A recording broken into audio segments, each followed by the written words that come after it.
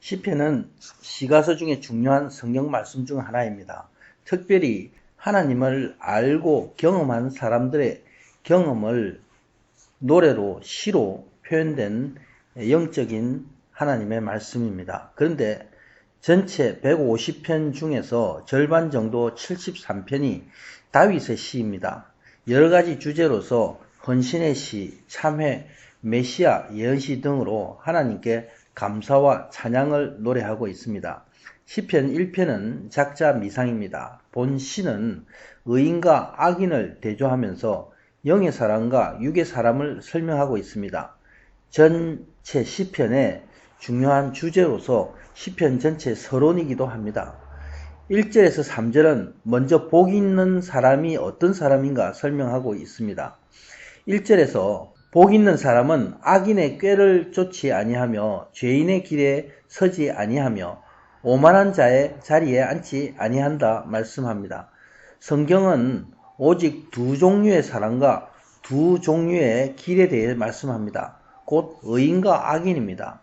바로 복 있는 자의 길과 진노의 심판을 받는 악한 자의 길입니다.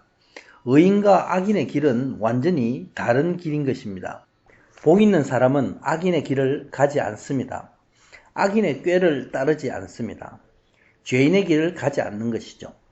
오만한 자의 자리에 앉지 않는다 말씀하고 있습니다. 그래서 복이 있습니다. 그런데 사람은 모두 다 죄인입니다. 죄인의 길을 갈 수밖에 없습니다. 죄인의 길을 가지 않는 사람이 누가 있습니까? 바로 하나님을 알고 하나님의 은혜로 하나님의 말씀을 순종함으로 따르는 사람입니다. 바로 의인은 믿음의 사람, 영의 사람을 예표하고 있습니다. 복 있는 사람은 오직 여호와의 율법을 즐거워하여 그 율법을 주야로 묵상하는 자로다 말씀합니다. 복 있는 사람은 하나님의 말씀을 언제나 묵상하고 사랑합니다. 하나님의 주권 안에 있는 사람입니다. 영의 사람은 하나님께 속한 사람입니다. 그래서 율법을 즐거워할 수 있습니다. 율법은 하나님의 법이기 때문에 그렇습니다. 그러므로 율법을 주야로 묵상하는 사람은 복된 사람이다 말씀하고 있습니다. 3절에 저는 시냇가에 심은 나무가 시절을 쫓아 과실을 맺으며 그 잎사귀가 마르지 아니함 같으니 그 행사가 다 형통하리로다. 시냇가에 심기운 나무는 잘 자라서 열매를 맺습니다. 잘 자라나는 나무는 늘 생명이 넘쳐 흐르는 나무입니다. 생명을 주는 물이 늘 함께 있으므로 잎이 마르지가 않고 열매를 맺는 것입니다. 시냇가에 심은 나무는 하나님에 속한 사람을 비유하고 있습니다. 영에 속한 사람, 복 있는 사람입니다. 그 영이 하나님의 은혜와 생명으로 차 있는 사람입니다. 바로 그런 사람은 하나님이 동행함으로 그 행사, 하는 일이 다 형통하다 말씀합니다. 그러므로 영의 사람은 하나님과 늘 교제하는 복 있는 자입니다. 4절에서 6절은 이제 악인이 어떤 사람인가 설명하고 있습니다. 4절에서 악인은 그렇지 않으며 오직 바람에 나는 겨와 같도다 말씀합니다. 성경에서 말씀하는 악인은 누구입니까? 악한 자는 저주를 받은 자입니다. 악한 자의 길은 진노의 심판을 받는 악한 자의 길인 것이죠. 오만한 자의 길입니다. 하나님 앞에 교만함으로 악한 자의 길을 가는 사람입니다. 그래서 악한 자는 거짓말하는 자, 마귀의 생각과 마귀에 미혹되어서 마귀가 인도하는 길에 서서 악한 길을 가는 것입니다. 악인은 의의 길을 가지 않습니다. 악한 생각과 그 삶이 온갖 죄악의 길로 가게 됩니다. 그래서 저주가 있다는 것이죠. 경건하지 않은 삶을 삽니다. 그 삶은 항상 저주받은 삶입니다. 그래서 경건하지 않은 삶, 바람에 날리는 겨와 같은 삶을 사는 것이죠. 바람은 세상의 풍조를 따라 사는 것입니다.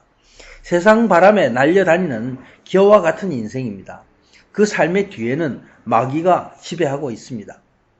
악한 자가 누구입니까? 여기서 악하다는 것은 도덕적으로 악한 것을 말씀하지 않습니다. 악한 자란 교만함으로 하나님을 모르는 자입니다.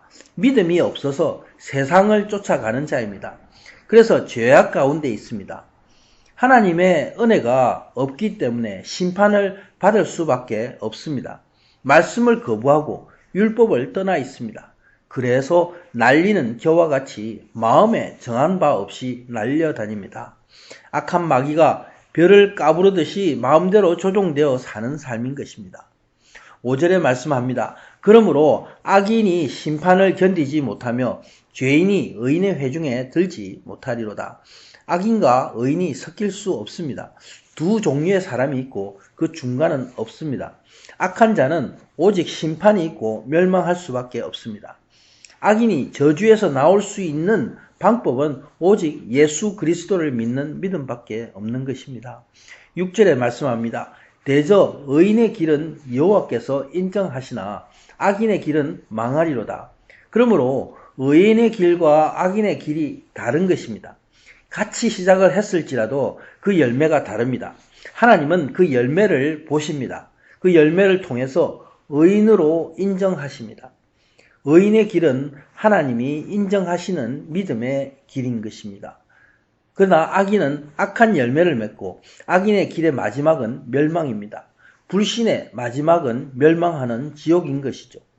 마태복음 3장 12절에 말씀합니다. 손에 키를 들고 자기의 타작마당을 정하게 하사 알곡은 모아 곡간에 들이고 쭉정이는 꺼지지 않는 불에 태우시리라. 의인의 열매는 바로 알곡입니다. 그러나 악한 자의 열매는 쭉정이라고 말씀합니다. 그 마지막은 불에 타 영원히 멸망할 가라지일 뿐인 것입니다.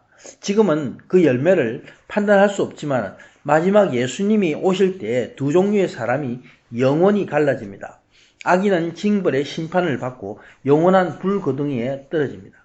그러나 의인은 영원한 하나님의 나라를 기업으로 받아서 예수님과 함께 영원한 생명을 누리게 되는 것입니다.